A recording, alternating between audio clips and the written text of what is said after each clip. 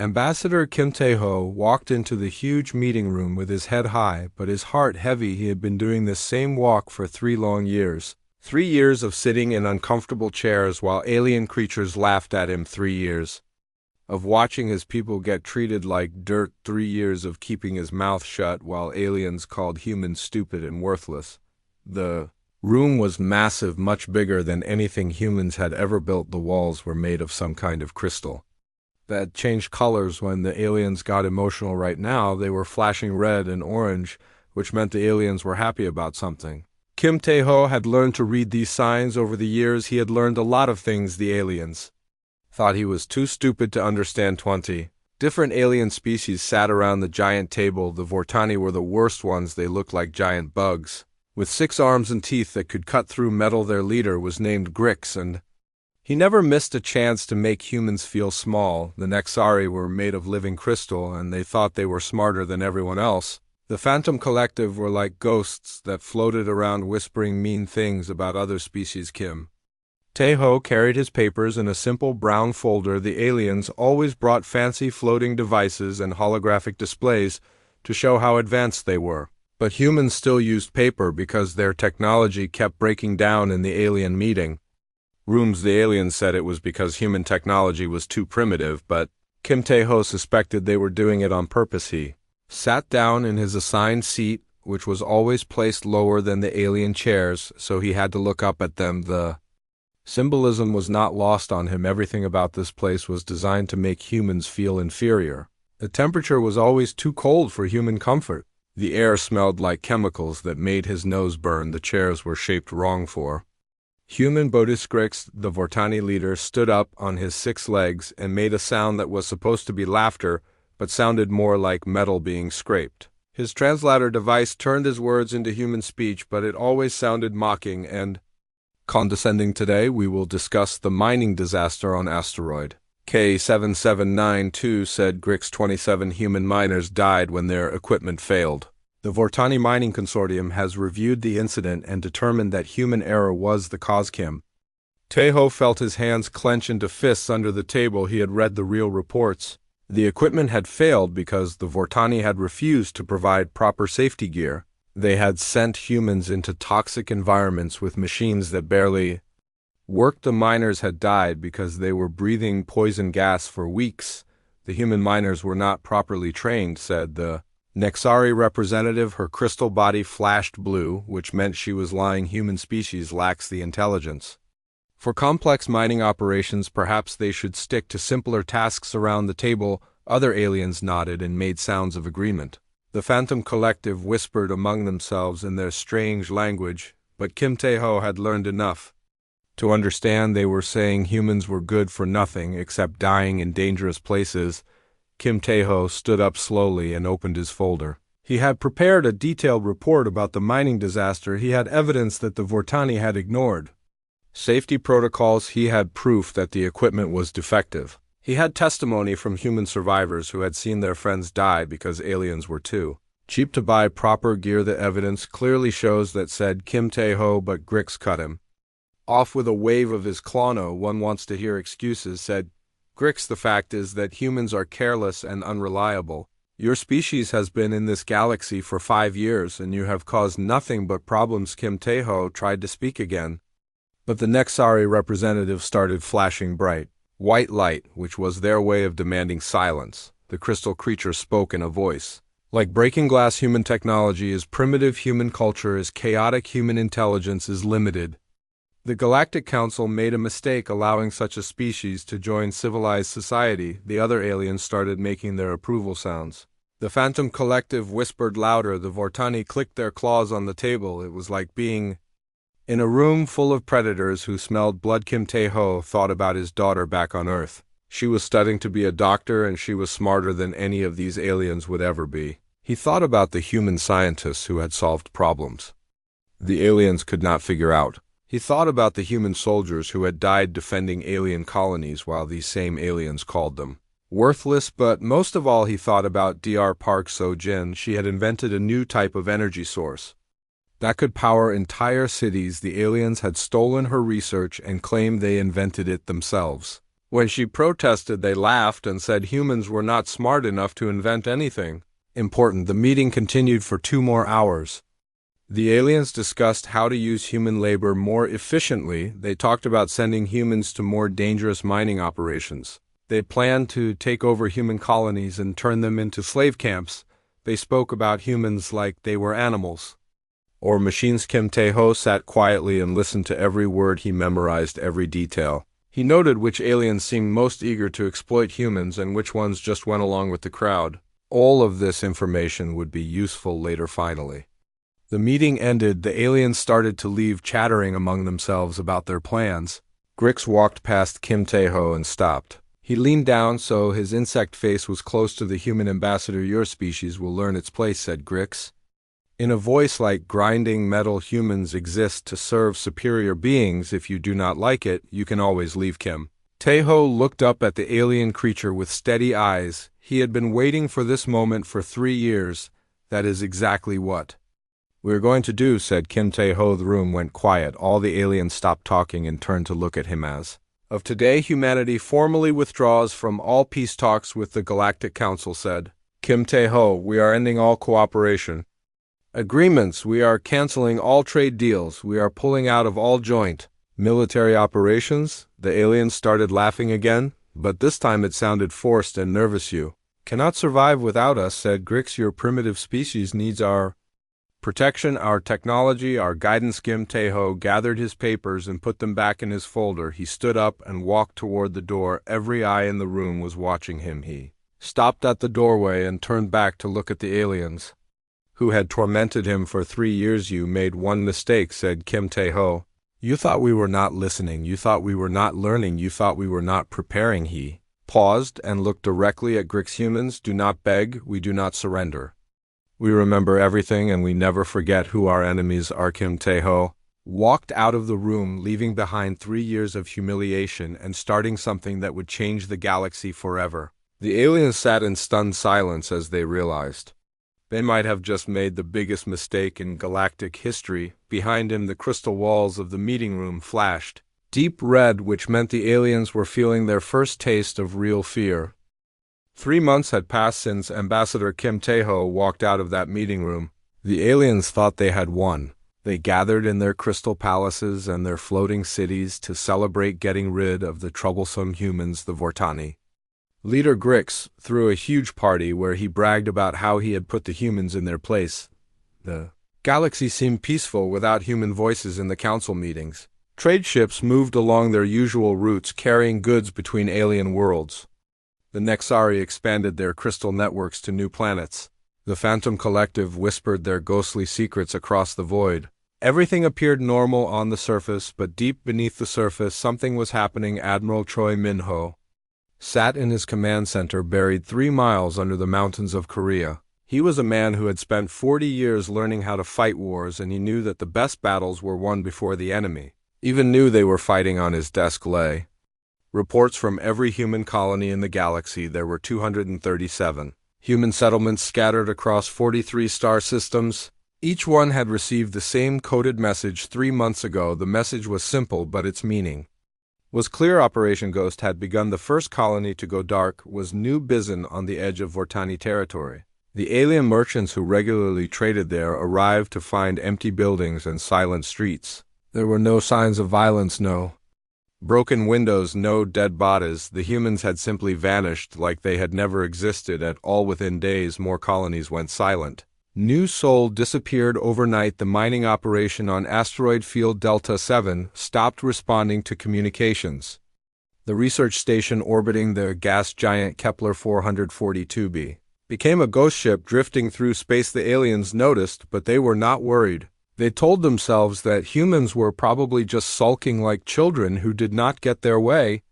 The Vortani military commander sent patrol ships to investigate, but they found nothing suspicious, just empty human settlements with all the valuable equipment mysteriously missing. What the aliens did not know was that every human colony had been preparing for this moment since the day they first arrived in alien space. Each settlement had secret bunkers hidden deep underground. They had spare ships concealed in asteroid fields. They had supply caches scattered throughout empty star systems. There Park So-jin worked 18 hours a day in her laboratory on Earth. She was the scientist whose energy research had been stolen by the aliens, but she had never stopped working. She had been developing new technologies that made alien science look like Stone Age tools. Her team of brilliant researchers had been building devices that could do impossible things. The Ghost Protocol was more than just hiding. It was about becoming invisible to alien sensors while remaining connected to each other through secret communication networks that ran on quantum frequencies. The aliens had never discovered human ships could now move through space without being detected by any alien technology captain. Yoon Hae-jin had been running cargo between human colonies for 15 years. The aliens knew his ship, the New Soul, and they trusted him to deliver supplies to remote outposts. What they did not know was that his cargo hold contained more than just food and medicine hidden behind false walls were advanced weapons, experimental technology, and communication devices. For 3 months, Captain Yoon had been visiting every human settlement in the galaxy. On the surface, he appeared to be delivering regular supplies, but his real mission was to coordinate the greatest disappearing act in galactic history. The aliens started to get nervous when their favorite human servants stopped showing up for work. The Nexari crystal cities had been maintained by human engineers who understood the complex energy systems. Now, the crystals were beginning to flicker and dim. The Vortani warships had been serviced by human technicians who knew every bolt and wire. Now, strange malfunctions were starting to occur. Commander Kong Yuri sat in her invisible observation post watching alien military bases through advanced sensors. The aliens had no idea that humans had been studying their every move for 5 years. She had detailed maps of every alien installation, every supply route, every weakness in their defenses. Her job was to monitor alien communications, and what she heard made her smile. The aliens were starting to panic, but they were too proud to admit it. The Vortani commanders were ordering their ships to search for human colonies, but they kept finding empty space. The Nexari were trying to repair their crystal networks, but without human engineers they were failing. The Phantom Collective were the most worried of all. Their ethereal forms needed special energy sources to maintain their existence, and those energy sources were maintained by human scientists who had suddenly vanished. The ghostly aliens were beginning to fade, and they did not know why. Admiral Choi Min-ho received daily reports from human agents scattered throughout alien space. They had been pretending to be simple merchants and tourists, but they were actually gathering intelligence about alien weaknesses. Every alien military base, every government building, every important installation had been secretly mapped and studied. The admiral looked at the star charts covering the walls of his command center. Red dots marked alien military positions, blue dots showed human hidden bases. The aliens thought they controlled the galaxy, but they had no idea that humans had been building a shadow network right under their noses. Dr. Park So-jin made a breakthrough that changed everything. She had been studying alien technology for years, and she discovered something amazing. The aliens were not as advanced as they pretended to be. Their technology was actually quite primitive compared to what humans could build when they put their minds to it. The energy systems that powered alien cities were crude and inefficient. The weapons that alien militaries used were based on outdated principles. The communication networks that connected alien worlds were vulnerable to interference that humans could create easily. Most importantly, the aliens had become completely dependent on human labor. Without realizing it, human engineers maintained their power plants. Human technicians repaired their ships. Human scientists solved their technical problems. For 5 years, aliens had been taking credit for human work, and now they were about to learn what happened when the humans stopped working. The Ghost Protocol entered its second phase. Human agents began to sabotage alien systems from the inside. They did not destroy anything violently. Instead, they made small changes that would cause failures weeks or months later. A component here, a software modification there. Nothing that could be traced back to humans, but everything designed to cause maximum disruption. Captain Moon Jae-sun commanded a fleet of invisible human ships that moved through alien space like shadows. They were mapping every alien installation, downloading every computer system, and preparing for the day when humanity would emerge from hiding. The aliens continued to celebrate their victory over The humans, they divided up former human territories among themselves. They made plans to expand their empires into human space. They had no idea that every word they spoke was being recorded by human intelligence agents 3 months after the withdrawal. The galaxy seemed calm and peaceful. The aliens had convinced themselves that they were better off without humans. They looked forward to a future where they would not have to deal with human complaints or human demands for equal treatment. But in the hidden depths of space and secret bases that alien sensors could not detect, humanity was preparing for war, not the kind of war that aliens understood with big battles and exploding spaceships, but a war of intelligence and preparation, a war that would show the galaxy what happened when you underestimated the most adaptable species in the universe. The calm before the storm was ending, and the aliens had no idea what was coming. 6 months after the humans disappeared, the first real problems began. The Frontier Mining Consortium was the biggest mining operation in the galaxy, owned by the Vortani and powered by the most advanced technology aliens could build. They had dozens of asteroid mining stations scattered throughout the outer rim where they extracted rare metals and energy crystals. The station on Asteroid Belt Gamma 9 went silent on a Tuesday morning. The Vortani supervisors were not worried at first. Equipment broke down all the time in the harsh environment of space, but when 3 more stations stopped responding within the same week, they knew something was wrong. Commander Bang Shiwu watched the alien investigation teams through his ship's sensors. His vessel was completely invisible to alien detection systems, thanks to technology developed by Dr. Park Sojin and her team. He had been waiting for 6 months for this moment. The Vortani ships arrived at the mining stations, expecting to find equipment failures or worker accidents. What they found instead made their insect blood run cold. The stations were completely empty but not destroyed. Every piece of valuable equipment had been removed with surgical precision. Every computer had been wiped clean. Every trace of the mining operation had vanished. The security cameras showed something impossible. Human figures in advanced spacesuits had infiltrated the heavily guarded facilities. The humans moved like ghosts through the stations.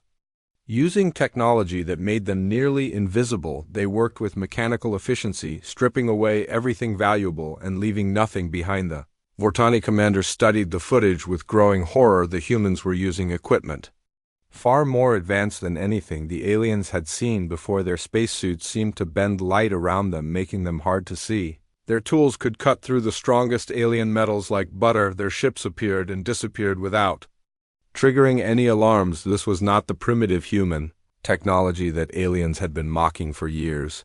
This was something new, something that made alien science look like children playing with toys. Similar incidents started happening across the galaxy. The Nexari Crystal Communication Network began experiencing mysterious failures.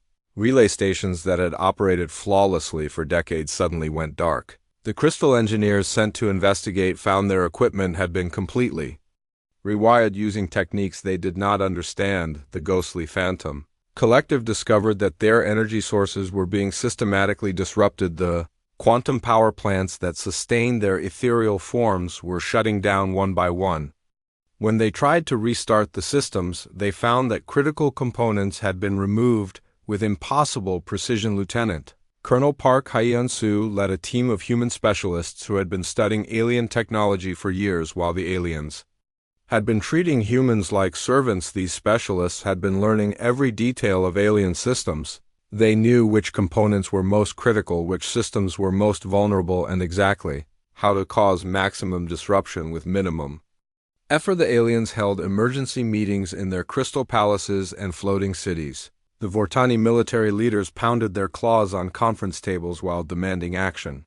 The Nexari flashed angry colors as they tried to understand how humans had developed such advanced technology. The Phantom Collective whispered urgently among themselves as their forms grew fainter, but the humans remained invisible. Human ships moved through alien space like sharks in dark water. They struck without warning and vanished without trace. No alien sensor could detect them. No alien weapon could target them. No alien intelligence network could track them. Dr. Park Sojin had made another breakthrough in her hidden laboratory. She had discovered that alien technology was built on fundamental principles that were completely wrong. The aliens had been using the same basic designs for thousands of years, making small improvements but never questioning their core assumptions. Human scientists had no such limitations. They approached each problem with fresh eyes and creative solutions. While aliens built bigger and more complex versions of the same old designs, humans built smaller, more efficient devices that could do things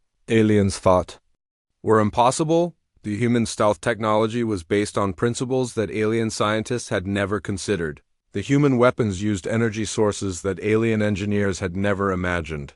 The human computers processed information in ways that alien programmers had never conceived. Chief Engineer O.J. Min had spent 2 years working inside Nexari crystal networks. The aliens thought he was just another human technician doing routine maintenance. What they did not know was that he had been installing hidden modifications throughout their entire communication system. Every crystal relay, every quantum processor, every data storage node had been secretly altered with microscopic changes that would activate when humans sent the right signal. The aliens had been so confident in their technological superiority that they never bothered to check the work of their human servants. When the activation signal came, the Nexari network began to collapse. The crystals that had connected hundreds of worlds for centuries started going dark one by one. The aliens tried desperately to repair the damage, but they could not understand what was happening.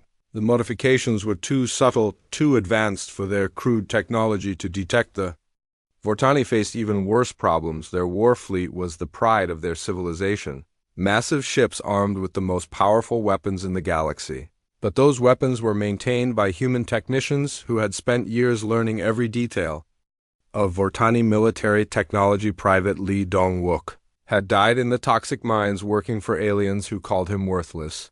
But before he died, he had sent detailed plans of Vortani weapon systems to human intelligence agents. Those plans revealed weaknesses that could be exploited by anyone who understood how the weapons really worked. Human saboteurs began infiltrating Vortani military bases.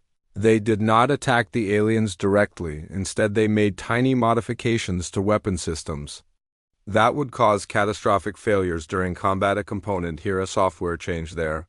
Nothing that could be detected during routine maintenance, but everything designed to turn alien weapons against themselves. The aliens began to realize they were facing an enemy unlike anything they had ever encountered. The humans did not fight like other species. They did not mass huge fleets for direct confrontation. They did not make demands or issue ultimatums. They simply struck from the shadows, causing maximum damage with minimum risk. A galactic council held emergency sessions every day now. The alien leaders who had once dismissed humans as primitive and worthless were beginning to understand that they had made a terrible mistake. The humans were not gone. They were everywhere, watching, learning, and preparing. Commander Bang Shi-woo received new orders from Admiral Choi Min-ho. The first phase of the operation was complete. Alien confidence was shattered, and their systems were failing. Now it was time to move to Phase 2. The aliens had thought they were dealing with an inferior species that would beg for mercy when faced with their superior technology. Instead, they found themselves fighting an enemy that seemed to know their every weakness and could strike at will. The cracks in alien civilization were beginning to show, and they were about to become chasms that would swallow everything the aliens had built. The humans were patient, methodical, and utterly ruthless in their pursuit of justice. The galaxy was about to learn what happened when you pushed humanity too far. The galaxy's economy began to collapse like a house of cards falling down.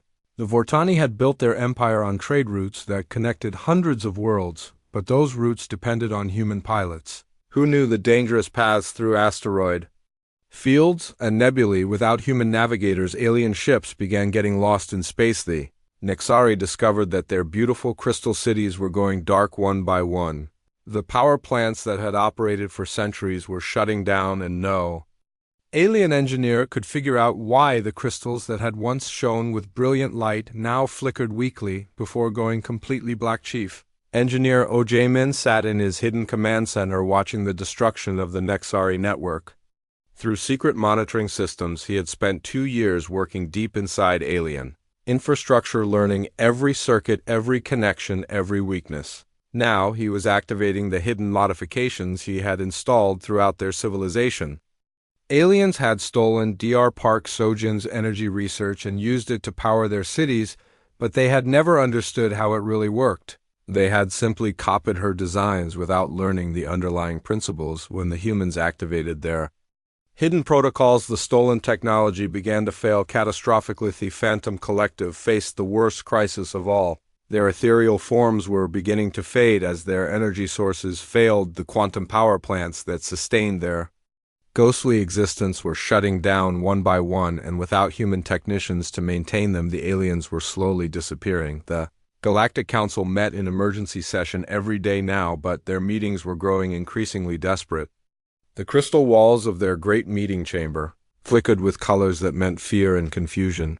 The aliens who had once sat in judgment of humanity now found themselves begging for help. Grix, the Vortani leader who had mocked Ambassador Kim Taeho, stood before the council with his pride broken. His 6 arms trembled as he spoke of the disasters befalling his people. His war fleet was grounded because the weapon systems were failing. His mining operations were destroyed because the equipment was sabotaged. The Nexari representative could barely maintain her crystal form as the energy flowing through her body grew weaker. Each word she spoke caused her to flicker like a candle in the wind. Her people's great cities were becoming tombs of dead crystal as the power systems continued to fail. The Phantom Collective whispered urgently among themselves, but their voices were growing fainter. Their ethereal realm was losing cohesion, and their ancient knowledge was disappearing.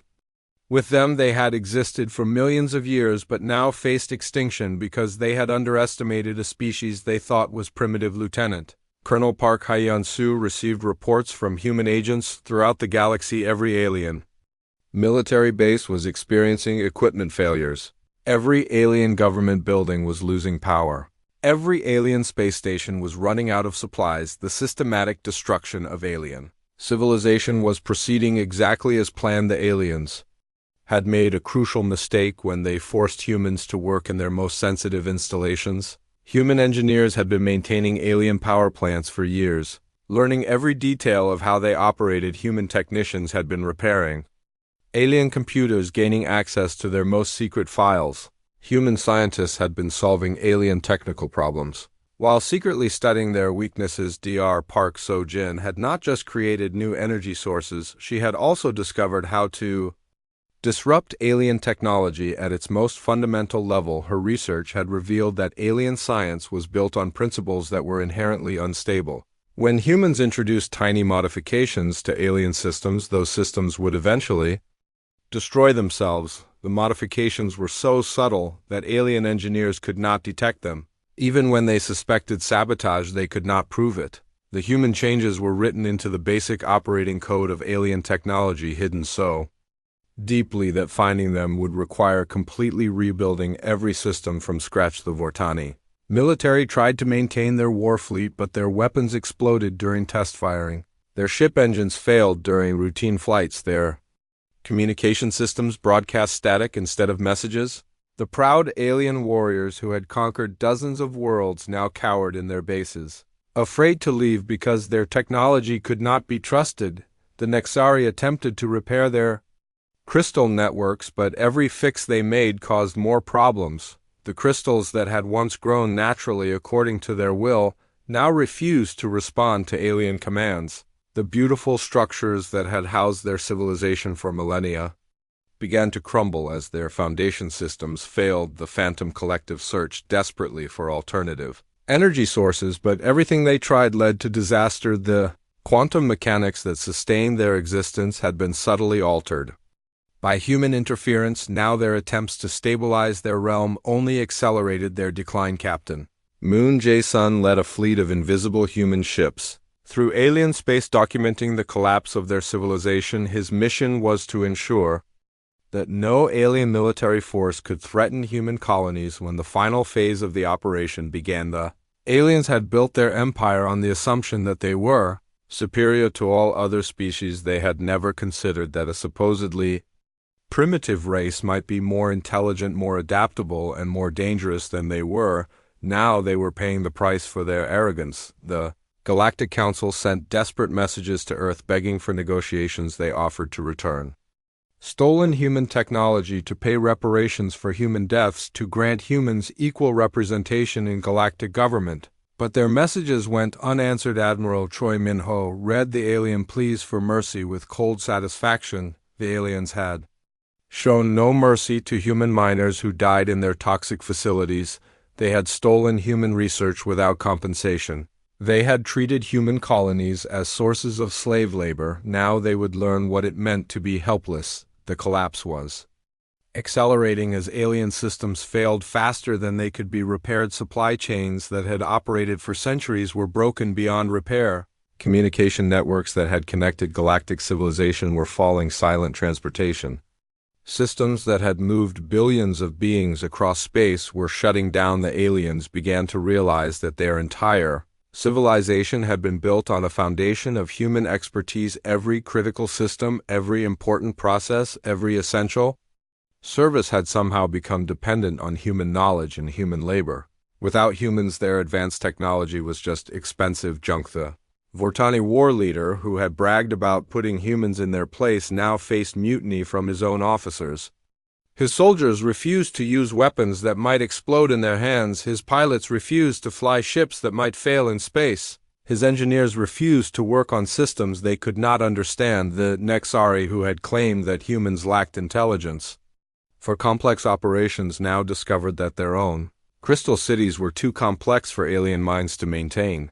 The intricate energy flows that had once seemed like magical perfection were revealed to be precisely engineered systems that required human-level understanding to operate. The Phantom Collective, who had whispered that humans were good for nothing but dying in dangerous places, now found themselves dying because they had driven away the only species that could save them. Their ethereal forms were fading into nothingness as their energy sources failed. The galaxy was learning a harsh lesson about the price of arrogance and prejudice. The aliens had thought they were dealing with an inferior species, but they had actually been entirely dependent on human ingenuity and human labor. The reckoning had begun, and it would not end until every alien in the galaxy understood that humans were not servants to be abused, but equals to be respected. The Galactic Council was dying, and everyone knew it. The Great Crystal Chamber, where aliens had once gathered to mock humanity, now flickered with the weak light of failing power systems. The Vortani representatives sat in chairs that no longer adjusted to their bodies because the control systems had failed. The Nexari delegates could barely maintain their crystal forms as energy flowed away from their bodies. Ambassador Shun Wei-Lin was the Nexari's most skilled diplomat. He had negotiated treaties with dozens of species and had never failed to achieve his goals. But as he prepared for the most important mission of his life, his crystal body was dim and cracked like old glass. The Council had finally admitted what they had been denying. For months, the humans were not just angry, they were absolutely essential to galactic civilization. Every major system, every crucial operation, every strategic resource had somehow become dependent on human expertise. Jun Wei-Lin's ship limped through space toward the Sol system, its engines failing because human technicians were no longer available to maintain them. The journey that should have taken 3 days stretched into 2 weeks as the vessel broke down repeatedly. When he finally arrived at Earth's solar system, what he saw made his crystal heart shatter with fear.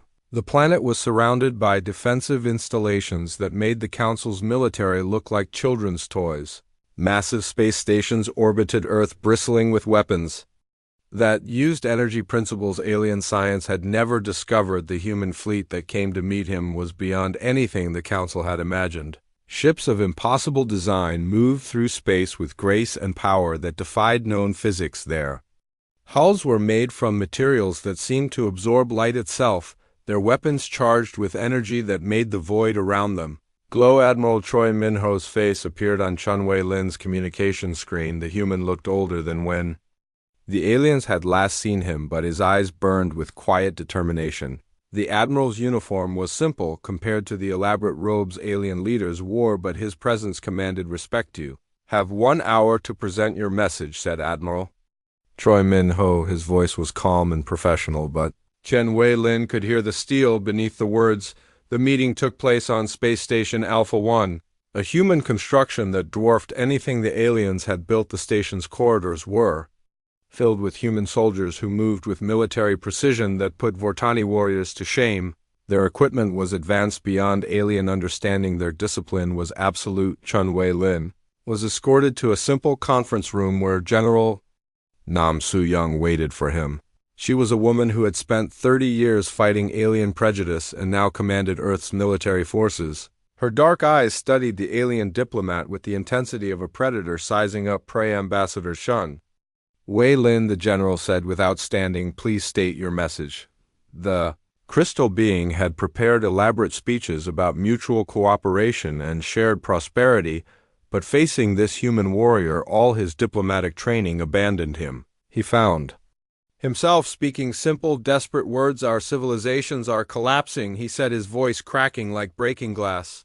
Our cities are going dark, our ships cannot fly, our people are dying. We need your help. General Nam Su-young listened without expression. When Chen Wei-lin finished his plea, she was quiet for a long moment. The only sound in the room was the hum of advanced human technology that filled the space station. Had your chance for peace, she said finally, you chose to treat us as servants rather than partners. You mocked our intelligence, you stole our research, you sent our people to die in your mines. Chun Wei-lin's crystal form flickered as his energy reserves continued to drain. We made mistakes, he admitted. We were wrong about your species. We offer reparations, equal representation in the council, anything you want. The general shook her head. You offered us those things before when you thought we were weak and desperate. Now you offer them because you are weak and desperate. That is not the foundation for lasting peace. But our people will die without your help, Chen Wei-lin pleaded. His crystal body was growing more transparent as his life force ebbed away. General Nam Su-young stood and walked to the window that looked out into space where the human fleet waited. Her ships were beautiful and terrible instruments of war that could destroy entire alien civilizations if she gave the order. Your people are dying because you built your civilization on a lie, she said. You told yourselves that you were superior to all other species. You convinced yourselves that humans were primitives who existed only to serve you. Now you are learning the truth. Chun Wei-lin tried to speak, but the general raised her hand for silence. The truth is that your entire civilization depended on human expertise, she continued. Every power plant, every computer system, every piece of advanced technology in your empire was built or maintained by humans. You thought you were our masters, but you were actually our students. The alien diplomat's crystal form was now so dim that he was barely visible. We understand our mistake, he whispered. Please show mercy. General Nam Su-young turned back to face him, and for the first time her expression softened slightly. We are not interested in mercy, she said. We are interested in justice. Your people have spent 5 years proving that you cannot be trusted to treat other species with respect. Now you will learn to live without the species you despised. Chen Wei-lin realized that his mission had failed. The humans were not going to save alien civilization from collapse. They were going to let it fall and build something better from the ruins. The meeting ended with Chen Wei-lin being escorted back to his failing ship. The journey back to alien space took even longer as his vessel's systems continued to break down. He arrived at the council chambers to find them nearly empty. Many alien representatives could no longer travel because their transportation systems had failed. The few council members who remained listened to his report in stunned silence. The Vortani military leaders clicked their claws nervously as they realized their entire war fleet was now useless. The Phantom Collective whispered among themselves as their forms grew even fainter. The aliens began to understand that they had not just lost a war, they had lost their entire way of life. The civilization they had built over millions of years was crumbling because they had underestimated a species they thought was beneath them. Desperate messages were sent to every human colony begging for negotiations, offering anything the aliens could think of to restore the relationship, but the messages went unanswered. Human space had become a black hole of silence that swallowed every alien communication. The galaxy was changing, and the aliens were no longer in control. The species they had mocked and abused was now the most powerful force in known space, and humanity was just getting started. The age of alien arrogance was ending, and the age of human dominance was about to begin. The final phase of humanity's plan began not with explosions or battles, but with hope human ships emerged from hiding throughout the galaxy, but they did not come as conquering armies, they came as liberators bringing aid to the countless species that had been crushed under alien rule. The Corvani had been slaves to the Vortani for 300 years. Their peaceful civilization had been destroyed. When the insect-like aliens invaded their homeworld, the survivors had been forced to work in mines and factories while their culture was systematically erased. Captain Moon Jae-sun led the first human relief mission to the Corvani homeworld. His ship appeared in orbit without warning, causing panic among the Vortani occupation forces. But instead of attacking, the human captain opened communications with the enslaved population below. People of Corvan, he said in their native language, which humans had secretly learned years ago, today you are free. Human strike teams move through the planet with surgical precision. They did not kill the Vortani occupiers, but they destroyed every control system, every monitoring device, every tool of oppression that had kept the Corvani enslaved. The insect-like overlords found themselves powerless to maintain their grip on the population. The Corvani people emerged from their underground shelters to find human soldiers offering them food, medicine, and most importantly, freedom. The humans asked for nothing in return except that the Corvani be allowed to rebuild their civilization according to their own wishes. Similar scenes played out across the galaxy.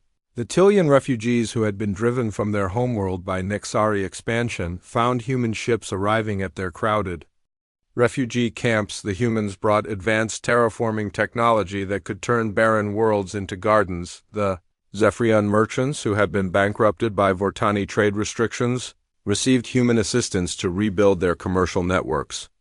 The Crystalline Collective, who had been absorbed into Nexari society against their will, were given the tools to establish their own independent colonies everywhere. Humans went, they brought the same message: we are here to help those who were hurt by the Council's greed. We do not want to rule anyone, we just want to be left alone to live in peace. The aliens watched in growing horror as their former subjects abandoned them one by one. Species that have been loyal to the Council for centuries now turned to humanity for protection and guidance. The careful balance of power that had maintained alien civilization for millennia was collapsing. The Vortani military tried to maintain control through force, but their weapons no longer worked.